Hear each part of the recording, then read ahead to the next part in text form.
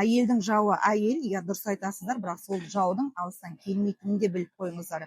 Әйелдің ең үлкен жауы өзінің анасы, абысындары, құрбы құрдастары. Анасы данышпан ана сияқты өзін көрсеткісі келіп, бірақ жеке сіздің әрекетін жасап, қызы барған жерінде айлыққа жұмыс істеп жүрген болатын болса, сен айлығыңды оларға берме, өзіңе жұмса, артып тұрса, алтын алып қой, тіпті болмаса маған беріп қой.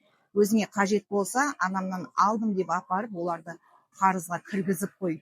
Сол кезде сенің алдында олар жорғаламай көрсін деп. Егер қызы жұмыссыз үйде отырған болатын болса, басыңнан сөз астырма. Қазір 21-ші ғасыр, ешкімнің алдында сен өбектеп жүруге міндетті емессің. Азанда ұйқыңды қандырып тұр, бір күні денсаулығыңды құртып аласың деп бұзады. Абысындар, әсіресе бөлек тұратын абысындар, қара шаңырақта жақсы өмір сүріп жатқан келіндерін, абысындарын көре алмай, енелеріміз бізден қатты оны жақсы көріп кетпесін деп ойлап, оңашада сен қашанға бұл үйде құл болып өмір сүре бересің, біз де мінезімізді көрсетіп, бөлек шығып, қазір жақсы өмір сүріп жүрміз деп бұзады.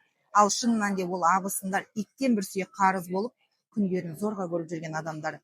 Ал құрбы құрдастар, сен қашанға ата енеңе, күйеуіңе қызмет жасайсың, бейшара болып жүресің, ойна, күл, жүр, күйеуің сенің қажеттілігіңді тауып бере алмаса, несіне еркек болып жүр деп бұзады. Осылардың барлығын естіген әйелдің ойы бұзылып, мен бұл өмірге өз жағдайымды жасай алмасам, не үшін адам болып келдім деп ойлап, сол ойының кесірінен не ажырасып, не бөлініп, не сол үйде қалса да түске дейін сасып ұйықтап, тұрғаннан кейін қаласа үйдің тірлігін жасап, қаламаса жасамай, күйеуінің қалтасын тонап, көшеде өзінің күйін күйттеп жүреді. Әйел есін жинап, барға қанағат, жоққа шүкіршілік етпесе, онда өмірінің соңында қор болып қалатыны белгілі.